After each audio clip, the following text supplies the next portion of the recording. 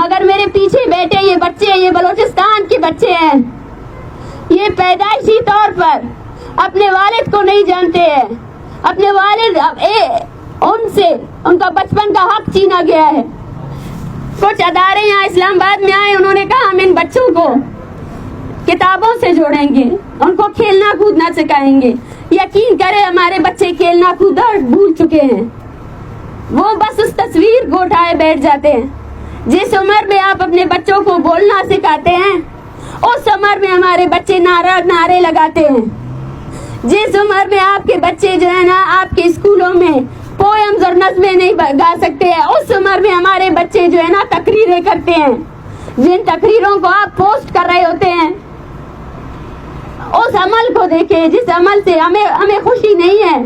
میں نہیں چاہتی کہ علی شیر تقریریں کرے، میں نہیں چاہتی کہ خلیل احمد کے جو 3 بچے ہیں ان کے بچپن کی یادیں یہ پوسٹرز بنے، لیکن بنائے گئے ہیں۔ یہ وہ جبر ہے جو کسی نے نہیں دیکھا۔ خواتین کی حقوق پر بنائے گئی ساری تنظیمیں کیا جانتی ہے کہ بلوچ خواتین کس عمل سے گزر رہے ہیں؟ بلوچ خواتین جو اجتماعی زیادتی کا شکار ہے، بلوچ خواتین، یہ پیچھے جو لوگ بیٹھے ہیں نا، یہ وہ وٹنسز ہیں جن کے پیاروں کو آپ نے گمشدہ کیا، لیکن وہ آج بھی آپ کے سامنے کھڑے ہیں۔ ان کی زندگی کے ایک ایک لمحے کو آپ اگر دیکھیں اور سوچیں نا تو آپ اس درد اور تکلیف کو سوچ ہی نہیں سکتے ہیں۔ بلوچستان میں وہ لوگ جو انسانی حقوق پر بات کرتے ہیں، جو قومی جدوجہد کرتے ہیں، ایکٹیوسٹ، صحافی، ٹیچر، جب وہ اپنے حق کے لیے بات کرتے ہیں تو آپ کی بے شرم، میں بے شرم ہی کہوں گی، بے شرم ریاست جو ہے نا جا کر ان کی عورتوں کو ابڈکٹ کرتی ہے، جا کر ان کی عورتوں کو جو ہے نا اغوا کرتی ہے اور ان کو اجتماعی زیادتی کا نشانہ بناتی ہے۔ یہ ہے بلوچستان کا وہ چہرہ، یہ ہے آپ کا ریاست کا وہ چہرہ جو آپ کو کسی نے نہیں دکھایا۔ میں اب جب سوچتی ہوں کہ ڈر کیا تھا انہیں، جب ہم اسلام آباد آئے تو ان کو ڈر کیوں تھا کہ ہم نہیں آئے، اور آج جو یہ بوکھلاہٹ کا شکار انتظامیہ ہے وہ ڈر رہے تھے کہ بلوچستان کی مائیں ان کے کرتوت لے کر آئیں گے، پوری دنیا کو بتائیں گے کہ اسلامی جمہوریہ پاکستان میں جمہوریت کہاں ہے، پوری دنیا کو بتائیں گے کہ اسلامی جمہوریہ پاکستان اس ریاست کی بنیادیں کتنی کھوکھلی ہے، اس کے ادارے کتنے کھوکھلے۔ آپ نے اس پیغام کو، اس آواز کو چھپانے کی کوشش کی، لیکن آپ کو یہ نہیں پتا ہے کہ یہ آواز نئی للکار ہے۔ آج بھی پورے بلوچستان سے ہمیں کال آ رہے ہیں، سب چاہتے ہیں کہ وہ آئیں اسلام آباد میں بیٹھے، آئیں اسلام آباد کو وہ گھنونا چہرہ ان کی ریاستی سپاہیوں کا دکھائے جو انہوں نے کبھی نہیں دیکھا ہے۔ کیا آپ کو پتا ہے آپ میں سے سب کے بچے ہوں گے اور آپ اپنے بچوں کو تعلیمی اداروں میں بھیجتے ہیں پڑھنے کے لیے۔ ہمارے تعلیمی اداروں کو بھی آپ لوگوں کی ریاستی فورسز نے ملٹری چھاونی بنا رکھا ہے۔ بلوچستان یونیورسٹی میں ایف سی کا ایک کیمپ قائم ہے، بیوٹنز میں ایف سی کے اہلکار جو ہے نا مشقیں کرتے ہیں، فوجی مشقیں کرتے ہیں۔ بلوچستان میں جو ہے نا آپ کی ریاستی فورسز نے ویڈیو اسکینڈل میں، عورتوں کی ویڈیو اسکینڈل میں ملوث رہے ہیں آپ کی ریاستی فورسز۔ بلوچستان میں ایک بھی طالب علم پرامن طور پر اپنی پڑھائی نہیں کر سکتا ہے، اس کو اس حد تک ذہنی ٹارچر کا نشانہ بنایا گیا ہے کہ وہ اپنی زندگی سے بیزار ہے۔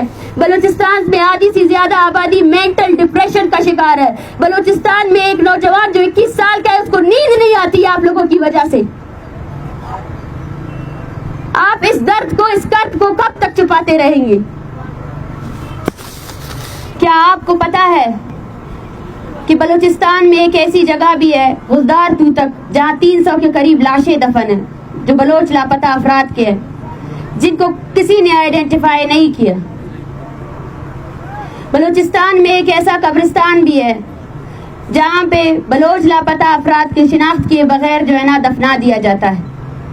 بلوچستان کا کوئی ایسا اسپتال نہیں ہے جہاں مسخ شدہ لاشیں نہیں ہوں، اور جب وہ مسخ شدہ لاشیں گل سڑ جاتی ہیں، یہ ریاست تو ہم سے، آپ ظلم کی انتہا تو دیکھیں، جب لاشیں پھینکی جاتی ہے تو خاندانوں کی قطاریں کھڑی ہو جاتی ہیں، وہ کھڑے ہو کر اپنے پیارے کے ہاتھ پاؤں ان سے یہی پوچھا جاتا ہے، کیونکہ چہرے تو سارے مسخ ہو جاتے ہیں، وہ کون سی نشانی جس سے ان کی پیاری کی آئیڈینٹیفیکیشن ہو، وہ کڑے ہو جاتے ہیں لائنوں میں. کتنی اذیت سے گزرتے ہیں آپ. اس اذیت کا اندازہ تو لگائیں کہ کوئٹہ کے سول اسپتال میں پڑی ہوئی لاشوں کے لیے پورے بلوچستان سے لوگ آتے ہیں، اپنی باری کا انتظار کرتے ہیں، اور وہ لاش کے کونے کونوں کو دیکھتے ہیں، اس کی ٹوٹی ہوئی انگلیوں کو دیکھتے ہیں، اس کے گلے سڑے ہوئے ہڈیوں کو دیکھتے ہیں کہیں اس کا پیارا تو نہیں ہے. اس تلاش کو دیکھے، اس تڑپ کو دیکھے کہ بلوچستان کی مائیں لاشوں کا بھی انتظار کر رہی ہے، کیونکہ وہ تکلیف میں ہے.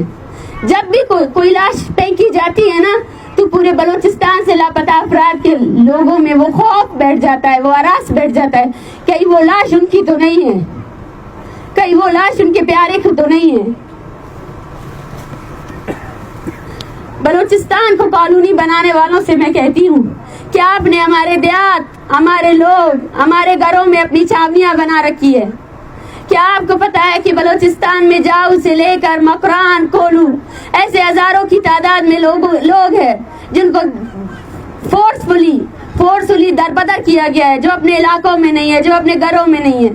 آج تہذیب یافتہ دنیا یہ کہتی ہے، ہزاروں کی تعداد میں NGOs بنائے گئے ہیں جو بچوں کی پرورش اور ان کی تربیت کے لیے کام کرتے ہیں. اظہار یکجہتی کرنے ہیں، تعاون کرنے آئے ہیں. جتنی دیر تک ہم سردی میں بیٹھے ہوئے ہیں وہ بھی ہمارے پاس یہاں بیٹھے ہوئے ہیں. یہ ہماری جیت ہے. ہم سے ہمیشہ پوچھا جاتا ہے کہ آپ نے کیا حاصل کیا، آپ کس کے لیے آئے تھے. ہم اپنی نسل کشی پوری دنیا کو بتانے آئے تھے. آپ نے 70 سالوں سے ہماری نسل کشی کی، اور اس نسل کشی کو آپ نے سیکیورٹی کے نام پر دبایا. ہمارے معصوم لوگوں کو مار کر آپ نے اپنا سینہ چوڑا کر کے کہا کہ میں نے دہشت گردوں کو مارا ہے. آج ہم نے ان ہزاروں نہتے بلوچوں کو جن کو آپ نے مارا، آج ہم ان کے قصے اور کہانیاں سنانے آئے ہیں، اور پاکستان کے تمام محنت کش اور مظلوم قومیتوں کے پاس اپنا یہ پیغام لے کر آئے ہیں.